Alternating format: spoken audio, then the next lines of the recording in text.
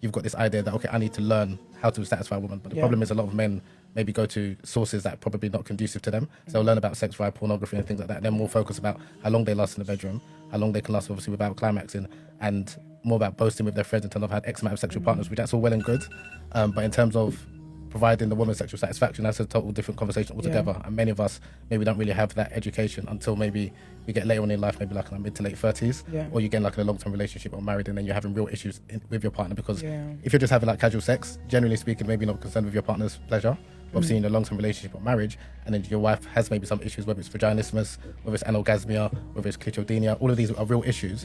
If you haven't got the space to kind of have that conversation or find out who can help me, then obviously where you kind of go to. So again, there's a lot of there's a knowledge gap, because again, I mainly focus on sexual pleasure and female orgasm and squirting rather than sex, because everyone can have sex. It's not difficult to have sex, but in terms of how to facilitate environment. Squirt guru, you know. No, because that was your calling in life. That's just the path you chose. Okay, I hear it. How we got here. Let's talk about squirting, right? So obviously in the West, there's a lot of shame and stigma towards squirting, where it's seen as, you know, urine and like people kind of say that That's 50% pee.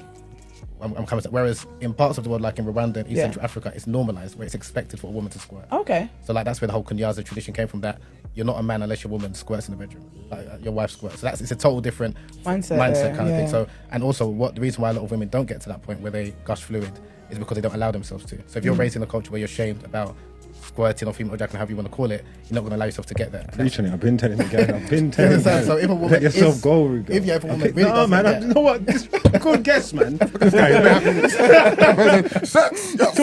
Talk up the things. Talk up the things. So, Esther, don't look at me. I have nothing to say to you. That's not a damn thing.